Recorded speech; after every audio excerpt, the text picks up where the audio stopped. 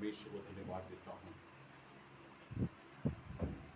आज हम परमेश्वर की उपस्थिति में जो वचन हम गौर करने जा रहे हैं वो हम देखेंगे फिलिपियों की पत्री पहले अध्याय उसके 3 वचन से लेकर 6 वचन तक हम आज मनन करेंगे। फिलिपियों की पत्री पहले अध्याय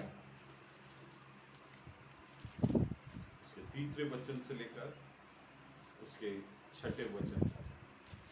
मैं जब जब तुम्हें स्मरण करता हूँ तब तब अपने परमेश्वर का धन्यवाद करता हूँ। मैं जब जब तुम्हें स्मरण करता हूँ तब तब अपने परमेश्वर का धन्यवाद करता हूँ। मेरे प्रियो, ये जो वचन हमने पढ़ा इसको अगर हम अंग्रेजी में पढ़ते हैं वहाँ पे ऐसे लिखा, आई thank my God upon every remembrance of you. ये वचन हमें स्पष्ट करता है कि पौलुस के जीवन में ये जो फिलिपियों की कलीसिया है इसके बारे में एक फॉन्ड मेमोरी है, बहुत ही अच्छा याद है उनके बारे में। पौलुस के बारे में अगर बोला जाए, जब वो फिलिपियों की कलीसिया के बारे में वो बोलता है, उसको बोलने का अर्थ है कि I have no regrets in meeting them. मेरे को कोई भी ऐसी बातें नहीं है जिससे मुझे पछतावा होता है कि मैं फिलिपियों के पत्री लिख रहा हूँ और फिलिपियों के कलीसिया के बीच में कार्य किया, इससे कोई उन्हें रिग्रेट नहीं है। इससे स्पष्ट होता है कि उनके कलीसिया और कलीसिया के लोगों के साथ उसका जो रिश्ता है, उस रिश्ते में बड़ी घनिष्ठता और अच्छे रिश्ते को उसने वहां पे उनके साथ रखा है। इस वचन से हम कलीसिया के तौर पर, पारिवारिक तौर पर और व्यक्तिगत तौर पे जो हमें सीखना है वो ये है कि जब कोई व्यक्ति हमारे साथ रहता है या हमारे साथ संपर्क करता है, हमारे साथ रिश्ते में है, वो व्यक्ति जब हमारे बारे में याद करते हैं तो उसके मेमोरी में भी इसी प्रकार से they must have a fond memory about us. हमारे बारे में एक अच्छा सोचने के लिए उनके जीवन में यादगार बातें हमारे जीवन से होने पाए, हमारे कलीसिया से होने पाए, बोलने पाए कि मैं फलाने कलीसिया में था, उस कलीसिया को मैं मिस करता हूँ या करती हूँ, उस परिवार को मैं मिस करता हूँ, उस व्यक्ति विशेष को मिस करता हूँ। मेरे प्रियो, पौलुस के जीवन से पौलुस यहाँ पे जो बातें बोल रहा है उससे समझ में आता है कि जो फिलिपियों की कलीसिया है उसके हर एक बात को जब वो याद करता है, उसका हृदय परमेश्वर के प्रति धन्यवाद से भर जाता है। अर्थात फिलिपियों की कलीसिया का एक महत्वपूर्ण बात यह है कि उस कलीसिया का जो गुण ये है कि उनके कामों के कारण पौलुस इतने सालों के बाद भी उस कलीसिया को जब याद करते हैं और जब इस पत्री को लिखता है तब वो परमेश्वर को धन्यवाद करने पाता है। इस कलीसिया का रोपण होकर या इसका स्थापना होने के बाद कई सालों के बाद, ये चूंकि ये जो लेटर लिखा जा रहा है, पौलुस जो है वो बंदी गृह में था और बंदी गृह में रहते समय ये फिलिपियों की जो कलीसिया है उसके प्रोत्साहन के लिए, उनके विपरीत परिस्थितियों के बीच में उन्हें प्रोत्साहित करने के लिए लिखा। दूसरी बात, फिलिपियों की कलीसिया ने पौलुस की सहायता के लिए एक व्यक्ति को वहां पे भेजा था, एक भाई को भेजा था। वो बीमार पड़ने के कारण वो मृत्यु होने का कगार पे आया और जब वो थोड़ा सा रिकवर हुआ उसको वापस फिलिपियो भेज रहा है। जब वापस फिलिपियो भेज रहा है तो उसके हाथों एक लेटर भेज रहा है और तब ये लिखता है कि तुम्हारे साथ रहने के कारण मैं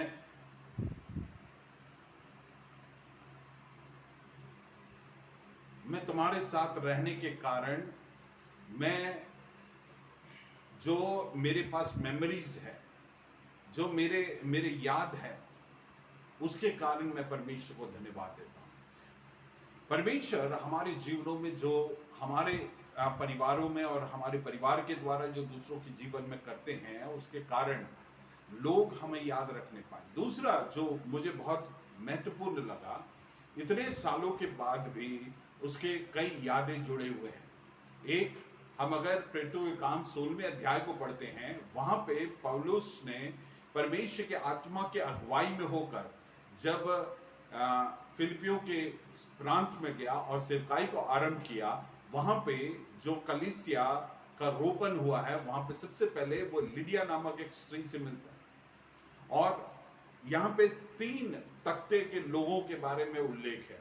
एक है लिडिया, दूसरा वो जो स्लेव लड़की, अर्थात जो एक लड़की थी जिसके ऊपर दुष्ट आत्माएं ग्रसित थी, फिर एक जेलर था। ये तीनों 3 तख्ते के लोग थे।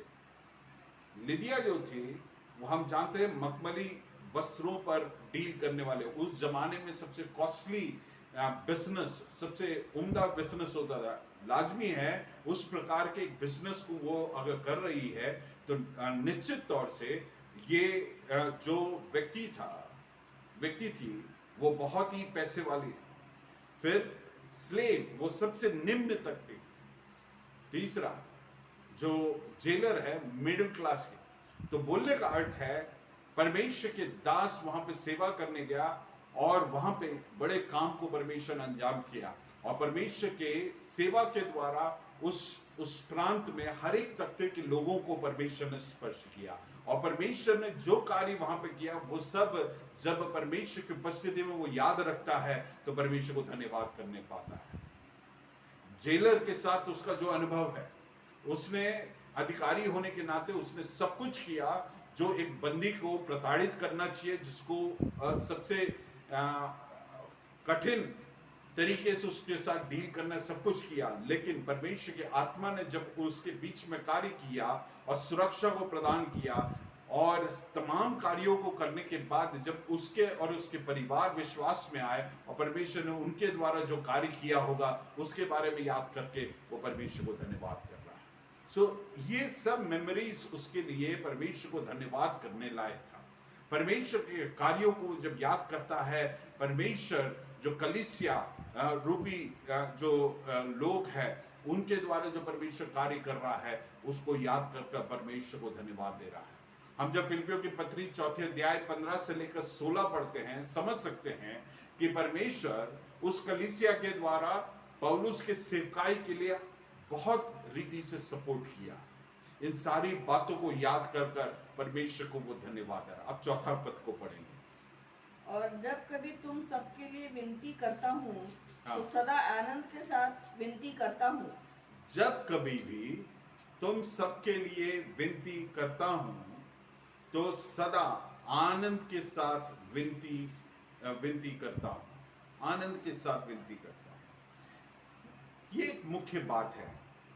इस वचन को हम गौर करें। Always in every prayer of mine making request for you all with joy. पहली बात हम पौलुस के जीवन से सीखते हैं, he was a person who interceded for others. So दूसरा जो मुख्य बात है वो हमें सीखने मिलता है कि हम अपने जीवन में एक प्रार्थनाशील, दूसरों के लिए बिचवाई करने वाले लोग होने पाए, जो हर एक मसीही व्यक्ति में पाए जाने वाला या पाए जाना चाहिए वो फितरत है। पौलुस का ये एक फितरत था कि वो अपने जो भी कलीसियाएं हैं उसके लिए वो प्रार्थना करता था। मेरे प्रियो, हम सबके जीवन में परमेश्वर ने ये एक जिम्मेदारी दिया, या ये हमारा एक वर्च्यू है कि आप और हम एक मसीही है तो फिर हम दूसरों के लिए बिचवाई करेंगे। हम अपने जरूरतों के लिए प्रार्थना करने से ऊपर उठकर हम दूसरों के लिए प्रार्थना करने वाले लोग बनेंगे। पौलुस के बारे में यहाँ पे लिखा है, वो बोलता है और जब कभी भी तुम सब के लिए विनती, always in every prayer of mind, और जब कभी तुम सब के लिए विनती करता हूं तो सदा आनंद के साथ विनती करता हूं। दूसरी बात इसी पॉइंट के दरमियान वो ये है, आनंद के साथ विनती करना। मैं पूछना चाहता हूं, हम में से कितने लोग हैं जो आनंद के साथ प्रार्थना कम से कम करते हैं? व्यक्तिगत प्रार्थना, अपनी जरूरतों। कई बार वो बंदिश के तौर पर होता है, करना है इसलिए करते हैं। लेकिन यहाँ पे पौलुस दूसरों के लिए प्रार्थना कर रहा है और यहाँ पे लिखा है आनंद के साथ मैं प्रार्थना करता हूँ। Let the joy of the Lord come in us when we intercede for others. तभी वो प्रार्थना इफेक्टिव होगा, तभी वो प्रार्थना अर्थमय होगा। मेरे प्रियो, हमारे प्रार्थनाओं में वो आनंद आने पाए। जब हम दूसरों के लिए बिचवाई करते हैं, हमारे प्रियजनों के लिए बिचवाई करते हैं, हमारे माता पिता के लिए, हमारे साथी भाई बहनों के लिए प्रार्थना करते हैं, हम उनके लिए जब प्रार्थना करते हैं, बिचवाई करते हैं बड़े आनंद के साथ, अर्थात we get involve in the entire thing. और जब हमारे जीवन में दूसरे को और अर्थ समझ में आता है कि बड़े से बड़े बोझिल विषयों को भी जब हम परमेश्वर की उपस्थिति में लेके जाते हैं, we can take it with joy because we have the confidence in the Lord that God will intervene and He is able. हम परमेश्वर की उपस्थिति में जब किसी परिस्थिति को लेके जाते हैं जो हमें शायद दुखित करने वाली परिस्थिति भी क्यों ना हो, उस परिस्थिति के बावजूद हम जब परमेश्वर की उपस्थिति में हमारे प्रियजनों के प्रार्थना विषयों को लेके जाते हैं, हम हियाव के साथ और आनंद के साथ लेके जा सकते हैं, क्योंकि हम जानते हैं हमारा जो परमेश्वर है वो सक्षम है और हमारी प्रार्थनाओं को सुनकर उत्तर देने वाला परमेश्वर। इसलिए हम आनंद के साथ उन परिस्थितियों के बीच में भी हम जा सकते हैं। और हम जानते हैं परमेश्वर के वचन में ये वायदा है कि परमेश्वर हमारे प्रार्थनाओं को सुनकर उत्तर देने वाला परमेश्वर है। क्यों ना हम इसी अध्याय के, फिलिप्पियों की पत्री पहले अध्याय उसका 12 से लेकर 22 नोट कर ले। वहां पे हम देखते हैं कि पौलुस अपने परिस्थितियों को यहां पे उल्लेख करता है। वो स्वयं ऐसे परिस्थिति में है जहां पे वो बंदीगृह में है, और वो लिख किसको रहा है? जो जेल के बाहर है। अगर सच्चाई देखे, पौलुस बंदीगृह में है एंड वो डेथ रो पे है। वो उसके मृत्यु दंड के को गिन रहा है कि अब आया तब आया, उसका मृत्यु सरकलम हो सकता है, उसको एंटिसिपेट कर रहा है। उसके बावजूद वो जब प्रार्थना करता है, आनंद के साथ प्रार्थना करता है, दूसरों की जरूरत के लिए प्रार्थना करता है, उसमें भी आनंद के साथ प्रार्थना करता है। ये मुझे बहुत स्पर्श किया ये बात। हमारे इंटरसेसरी प्रेयर में, हमारी प्रार्थना जीवन में, हमारे आत्मिक बातों में हमारे जीवन में आनंद आने पाए, क्योंकि परमेश्वर के वचन में लिखा है परमेश्वर की उपस्थिति में आनंद की भरपूरी है। Praise the Lord. In the presence of God there is abundance of joy. Hallelujah. परमेश्वर की उपस्थिति में आनंद की भरपूरी है। एक सच्चे विश्वासी का एक चिन्ह ये है, उसके जीवन में आनंद है। दूसरा, वो दूसरों की भलाई चाहता है। जो एक वास्तविक विश्वासी नहीं है, वो अपनी जरूरतों के लिए, अपने परिवार, अपने बच्चों के जरूरतों के लिए प्रार्थना करेगा। लेकिन एक वास्तविकता में आपके अंदर परमेश्वर की आत्मा का कार्य निरंतर होता है, और एक आत्मिक व्यक्ति है, उसका एक चिन्ह ये है कि परमेश्वर की आत्मा हमारे जीवन में, और सच्चे विश्वासी होने के नाते हम दूसरों के लिए प्रार्थना करेंगे। और जब हम दूसरों के लिए प्रार्थना करते हैं, हम आनंद के साथ प्रार्थना करेंगे। इसके बावजूद कि हम किसी दुख में होंगे, हम किसी दर्द में होंगे, हम अपने चुनौतियों के बीच में होंगे, लेकिन उसके बीच में भी हमारा फोकस मेरी जरूरत, मेरा प्रॉब्लम नहीं, वरन हमारा फोकस, हमारा जो ध्यान है वो दूसरों की जरूरत, उनके प्रॉब्लम्स, उनके जीवन की चुनौती होकर हम उनके लिए प्रार्थना करते हैं, उनके लिए बिचवाई करते हैं। और उनके लिए बिचवाई जब करते हैं, हमारी परिस्थितियां भूलकर, उनकी परिस्थितियां भूलकर हमारा फोकस जब परमेश्वर पर उठता है, हम जानते हैं कि हम आनंद के साथ उनके लिए बिचवाई कर सकते हैं, क्योंकि हम जानते हैं कि परमेश्वर जो हमारा रहनुमा है वो परिस्थितियों से हमें उभारेगा। Praise the Lord. Hallelujah. मेरे प्रियो, हम इन दिनों परमेश्वर से प्रार्थना करें कि वो हमें सिखाएं कि हम प्रार्थना किस तरीके से करें, हमें सिखाएं कि हम आनंद के साथ प्रार्थना करने पाए। Praise the Lord. 5वां वचन को पढ़ेंगे। इसलिए कि तुम पहले दिन से लेकर आज तक सुसमाचार के फैलाने में मेरे सहभागी रहे हो। अब उसका आनंद का एक और मुख्य कारण को वो बता रहा है, वो ये है कि जिस दिन से, एक और बार पढ़ो बेटे। इसलिए कि तुम पहले दिन से लेकर आज इसलिए तक कि पहले दिन से लेकर आज तक सुसमाचार के फैलाने में मेरी सहभागी रहे हो। उस कलीसिया का एक बहुत ही विशिष्ट और सीखने लायक एक खूबी हम देख सकते हैं, वो ये है पहले दिन से, from the first day for your fellowship in the gospel, from the first day until now. मतलब क्या है, शुरुआत के दिन से, शुरुआत के जोश के साथ खत्म नहीं हुआ, उस दिन आरंभ हुआ और आज तक वो बरकरार है। जब हम इस कलीसिया के बारे में गौर कर रहे हैं, मैं पूछना चाहता हूं, आपके अंदर वो आनंद है क्या? परमेश्वर के सेवकाई के लिए, परमेश्वर के सेवकाई में सहभागी होने के लिए, पार्टनर होने के लिए। यहां पे जो शब्द यूनानी भाषा में इस्तेमाल हुआ है, उससे स्पष्ट होता है पौलुस की जिंदगी में ये कलीसिया आनंद की बात या उनके बारे में जब भी याद करते हैं, उसके जीवन में फॉन्ड मेमोरीज होने का कारण यही है। मुख्य कारण यह है कि शुरू से अंत तक उनका फितरत, उनका पौलुस और पौलुस जो सेवकाई कर रहा है उसके प्रति उनके सोच में कोई फर्क नहीं है, उनके प्रेम में कोई फर्क नहीं आया है, उनके समर्पण में कोई फर्क नहीं आया है, उनके योगदान में कोई फर्क नहीं आया है। वो कंसिस्टेंटली, लगातार परमेश्वर के सेवकाई के लिए योगदान दे रहे हैं। और आपको मैंने जैसे बताया, ये कलीसिया बहुत अच्छे समय से गुजर नहीं रहा है। हम जानते हैं पौलुस और सिलास जब इस प्रांत में आया, वहां पर भी जब आरंभ के दिनों से ही वहां पे कलेश शुरू हो गया था, सताव शुरू हो गया था। और जब पौलुस लिख रहा है उन्हें, तब भी उनके बीच में कलेश है, सताव है, चुनौतियां हैं, उनके जीवन में कठिनाइयां हैं। लेकिन उसके बावजूद उनके जो रिश्ता है, उनके जो योगदान है, जो परमेश्वर के सेवकाई के प्रति उनका जो समर्पण है, उसमें कोई फर्क नहीं आया।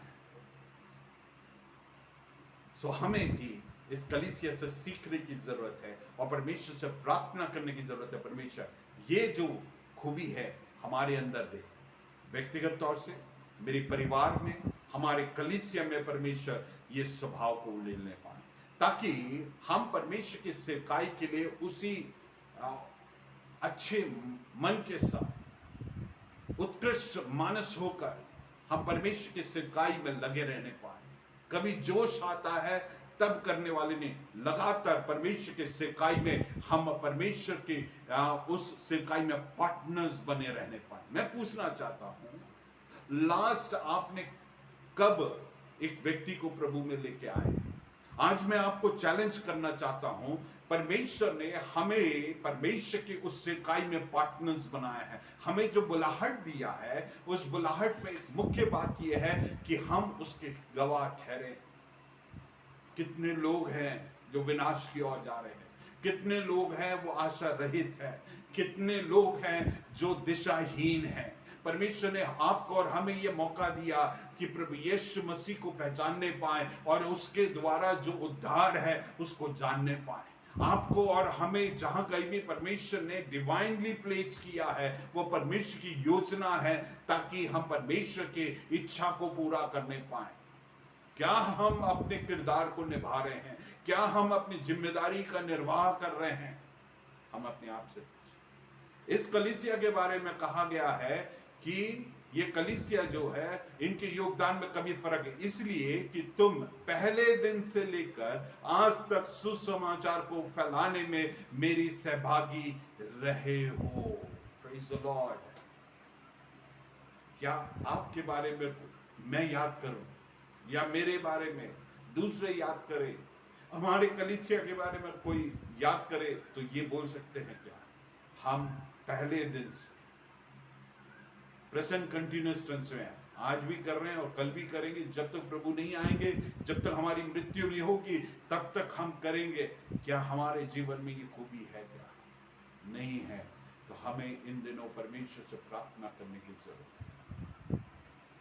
Praise the Lord. इसमें मुख्य विषय ये नहीं है, फिर भी मैं बोल रहा हूं, परमेश्वर ने हमें एक संदेश दिया है, जो मात्र एक संदेश है जिसके द्वारा प्रभु यीशु मसीह के द्वारा ही लोगों का उद्धार हो सकता है। प्रभु यीशु मसीह के द्वारा ही लोग अनंत विनाश से बच सकते हैं।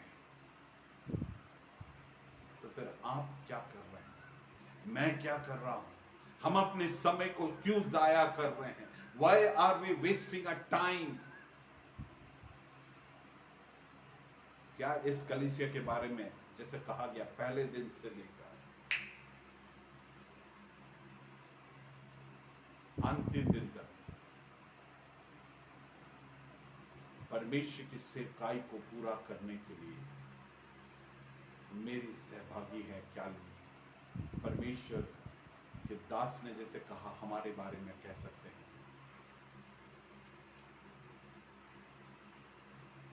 हमारे जीवनों को जरा टटोलें।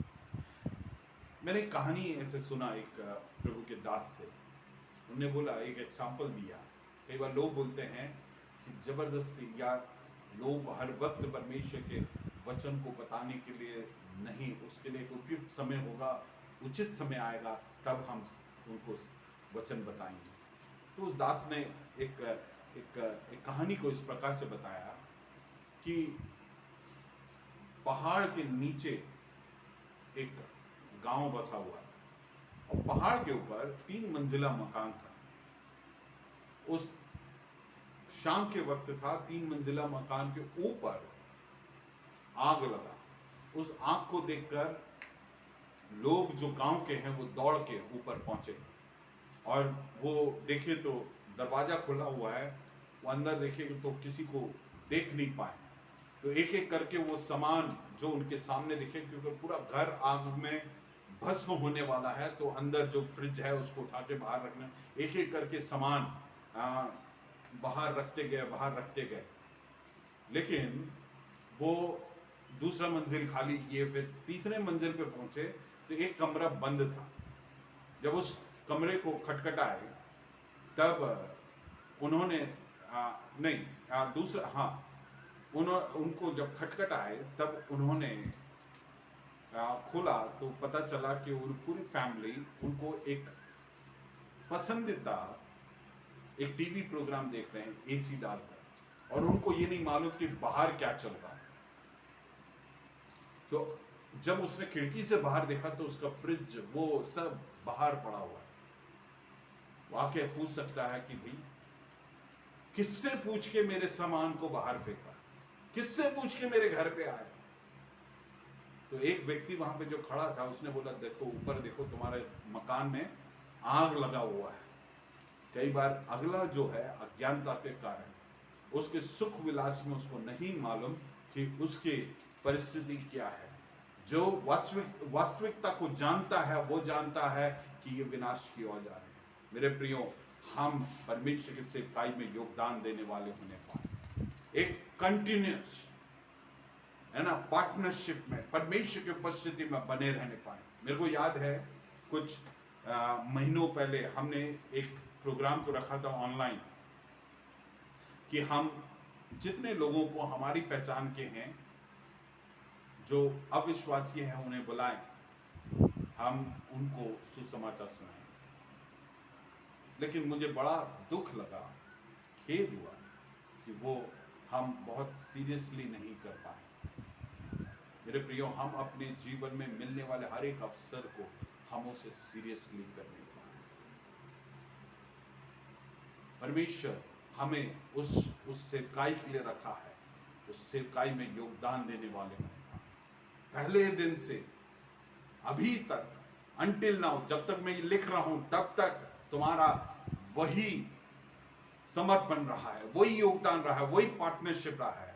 परमेश्वर हमारे बारे में भी बोल, परमेश्वर के दास उस कलीसिया के बारे में बोल रहा है कि तुम्हारा फाइनेंशियल सपोर्ट में कोई फर्क नहीं है, तुम्हारे सेवकाई में जो सपोर्ट है उसमें कोई फर्क नहीं आया है, तुम्हारे प्रेम में कोई फर्क नहीं आया है, तुम्हारे योगदान में फर्क नहीं आया है। अभी हम देखते हैं परमेश्वर के वचन में, इसी बुक में 4थे अध्याय में हम देखते हैं, वहां पे एक व्यक्ति के बारे में लिखा है, एपफ्रोडिटस, उसके बारे में लिखा है, उसको भेजा गया पौलुस के पास ताकि वो जो सेवकाई कर रहा है उसमें वो सहयोग करे।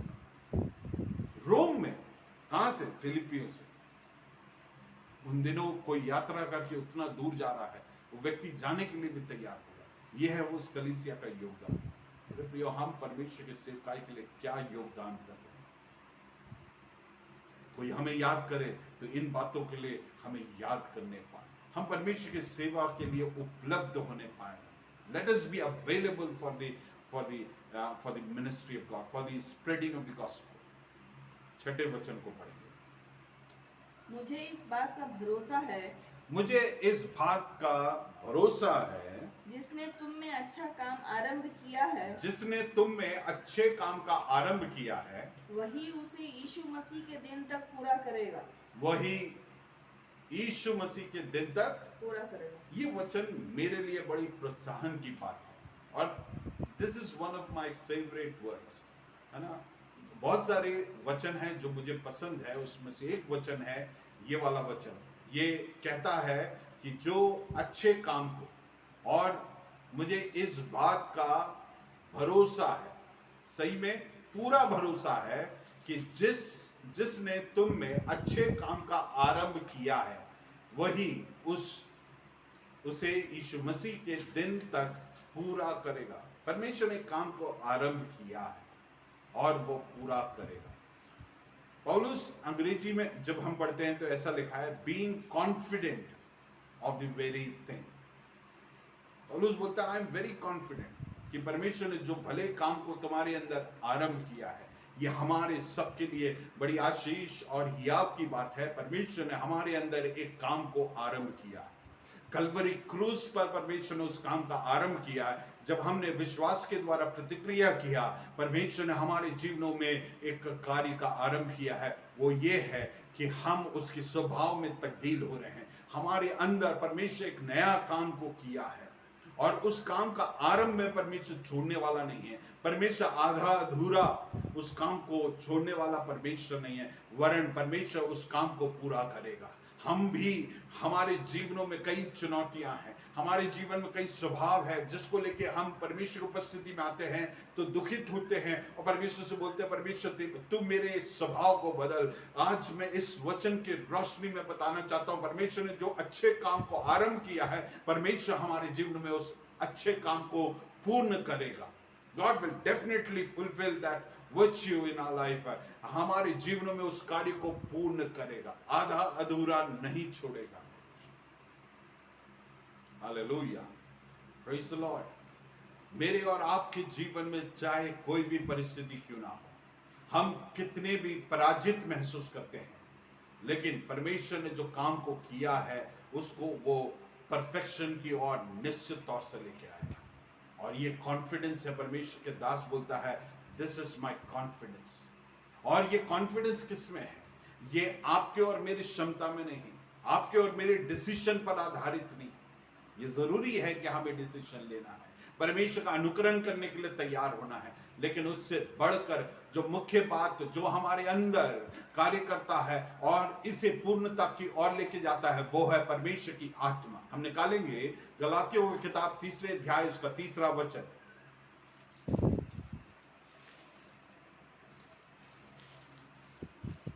यहां पे ऐसा लिखा है, क्या तुम ऐसे निर्बुद्धि हो कि आत्मा के रीति पर आरंभ करके अब शरीर के रीति पर अंत करो। हम कई बार आत्मा पर भरोसा करके आरंभ करते हैं। देखिए, हम विश्वास जीवन में आए क्योंकि परमेश्वर की आत्मा ने हमारे हृदय को, हमारे हृदयों को परमेश्वर के आत्मा के द्वारा परमेश्वर ने कायल किया, इसलिए हम विश्वास में आए। वह हम आत्मा में आरंभ की, लेकिन कुछ समय के बाद हमें लगता है this is a profession to live holy life. नहीं, हम कभी नहीं जी सकते। परमेश्वर के आत्मा ने आरंभ किया है और परमेश्वर की आत्मा ही पूरा करेगा। दूसरे शब्दों में कहे तो हम और परमेश्वर की आत्मा के बीच में एक पार्टनरशिप है। ये काम परमेश्वर ने आरंभ किया है, हमें उसके साथ सहयोग करना है, परमेश्वर उस काम को पूरा करेगा। जब मैं इसमें आरंभ और अंत के लिए जो शब्द यूनानी भाषा में इस्तेमाल किया, उसको जब मैं गौर कर रहा था, मुझे समझ में आया वो ये है कि ये प्राय जो है वो बलि चढ़ाने के लिए इस्तेमाल किया जाता है। ये जो आरंभ और अंत, तो उसका ट्रांसलेशन हिंदी या अंग्रेजी में करने के लिए उपयुक्त शब्द नहीं मिलेगा। उसके अर्थ को समझने, सबसे क्लोज अर्थ को समझने के लिए हमें रोमियो की पत्री 12वें अध्याय उसका पहला और दूसरा वचन को पढ़ना पड़ेगा, विशेषकर पहले वचन को। वहां पे लिखा है जीता जागता बलिदान के तौर पर परमेश्वर की उपस्थिति में चढ़ाए। अर्थात पौलुस बोलता है, तुम जब अपने जीवन को उस प्रभु यीशु मसीह के बलिदान के अनुसार अपने आप को बलिदान के तौर पर चढ़ाने के लिए तैयार होते हो, तब तुम्हारा जीवन जो है, जिसमें परमेश्वर ने एक भले काम को आरंभ किया है, वो अंत तक पूरा करेगा। अंत में कब हम न्याय के सिंहासन के सामने खड़े होंगे तब नहीं, वरन जब हमारे जीवन का अंतिम दिन होगा, डे ऑफ ग्लोरिफिकेशन, जहां पे हमारे जीवन में परमेश्वर वो पूर्ण काम को पूरा करेगा। जब हम रूपांतरित होंगे, परमेश्वर उस पूर्ण काम को पूरा करेगा। Praise the Lord. हम निकालेंगे 1 कोरिन्थियों 3 उसका 10 पढ़ेंगे। परमेश्वर के उस अनुग्रह के अनुसार हाँ, जो मुझे दिया गया, हाँ, मैंने बुद्धिमान राज मिस्री के समान हाँ, नींव डाली, हाँ, और दूसरा उस पर रखा है। हाँ। परंतु हर एक मनुष्य चौकस रहे हर एक मनुष्य चौकस रहे कि वह उस पर कैसा रद्द रखता है, उस पर कैसा रद्द रखता है। आगे पढ़े। क्योंकि उस नींव को हाँ, छोड़ जो पड़ी है, हाँ, और वह यीशु मसीह है, हाँ। कोई दूसरी मतलब बोलने का अर्थ है कि हम अगर जो रास्ता परमेश्वर ने दिया है उससे डिविएट हो जाए और फिर हम अपेक्षा करें कि परमेश्वर हमारे में ये काम पूरा करेगा, ऐसा नहीं। जो नींव परमेश्वर ने रखा है, जो वचन परमेश्वर ने दिया है, जो परमेश्वर ने हमें रास्ता दिया है, उसी रास्ते में हम परमेश्वर के साथ सहयोग करके चलेंगे, आत्मा के साथ सहयोग करके चलेंगे, उसी रद्दे के ऊपर रखेंगे, उसी नींव के ऊपर वो रद्दा रखेंगे, तभी होगा। नींव कहीं और, रद्दा कहीं और रखेंगे तब वो काम नहीं चलेगा। हाँ, आगे पढ़ो। उसलिए वहां पे लिखा है चौकस रहो, है ना। हाँ, कोई दूसरी नींव नहीं डाल सकता। वहां से पढ़ो बेटे, चौकस रहो से। परंतु हर एक मनुष्य चौकस रहे, परंतु हर एक मनुष्य चौकस रहे कि वो उस पर कैसा रद्दा रखता है, वो उस पर कैसा रद्दा रखता है। हाँ, आगे। क्योंकि उस नींव को छोड़ जो पड़ी है, हाँ, और वह यीशु मसीह है, हाँ, कोई दूसरी नींव नहीं डाल सकता। हाँ, यदि कोई इस नींव पर सोना या चांदी या बहुमूल्य पत्थर या काठ या घास या फूस का रद्दा रखे, तो हर एक का काम प्रकट हो जाएगा। हर एक का काम प्रकट हो जाएगा। मतलब क्या है, हमारा काम परमेश्वर ने जो नींव रखा है उससे मिला हुआ, उससे कंज्यूरिंग होना चाहिए, तब फायदेमंद है। इसलिए मेरे प्रियो, परमेश्वर हमारे जीवनों में जो कार्य करना चाहता है उसे पूरा करने के लिए हम परमेश्वर के साथ योगदान करें, परमेश्वर के साथ मिले। और परमेश्वर का ये वायदा है, जो भले काम को परमेश्वर ने हमारे जीवन में आरंभ किया है, वो निश्चित तौर से वो हमारे जीवन में पूरा भी करेगा। God will finish it in our life. Praise the Lord. हमने कुछ बातों को सीखा आज। पहली बात, पौलुस बोलता है फिलिप्पियों के कलीसिया के बारे में, जब भी मैं याद करता हूँ मेरे अंदर उनके बारे में अच्छी यादें हैं। उन्हें देखिए, हमारे बारे में, हमारे परिवार के बारे में, हमारे कलीसिया के बारे में लोगों के पास अच्छे यादें होने पाए। ये कैसे होगा? हम जब परमेश्वर के प्रेम में आगे बढ़े। दूसरा, पौलुस के जीवन से देखते हैं वो आनंद के साथ दूसरों के लिए पिछवाई करते हैं। Praise the Lord. हमारे जीवनों में भी हम आनंद के साथ दूसरों के लिए पिछवाई करने वाले हैं। ये फितरत हमारे अंदर है। तीसरी चीज जो 5वें पद में है, हम परमेश्वर के सेवकाई में योगदान देने वाले हैं। 6 अध्याय में हम देखते हैं परमेश्वर एक वायदे को हमें देता है, वो ये है कि परमेश्वर हमारे अंदर जो भले काम को आरंभ किया है, उस 6 पद को हम दोबारा पढ़ के हम अंत करेंगे। जो भले काम को परमेश्वर आरंभ किया है, परमेश्वर उसे पूरा करेगा। वो कब? जब हम उसके साथ उसके लिए प्रभु यीशु मसीह के साथ अर्पित होने के लिए तैयार हैं। हम क्यों ना रोमियो की पत्री 12 उसका 1 पढ़ेंगे और फिर ये वाला वचन पढ़कर आएंगे। हाँ, 12 उसके 1। हाँ, इसलिए है भाइयों, हाँ, मैं तुमसे परमेश्वर की दया स्मरण दिलाकर हाँ, विनती करता हूँ हाँ, कि अपने शरीरों को जीवित और अपने शरीरों को जीवित पवित्र और पवित्र और परमेश्वर को भावता हुआ बलिदान करके चढ़ाओ। परमेश्वर को भावता हुआ बलिदान कर चढ़ाओ। यही तुम्हारी आत्मिक सेवा है। Praise the Lord. हमारा जीवन परमेश्वर के भावता हुआ बलिदान। और क्या बताया गया है? परमेश्वर ने जो भले काम को आरंभ किया है वो अंत करेगा। पढ़ेंगे। हाँ, मुझे इस बात का भरोसा है मुझे इस बात का भरोसा है।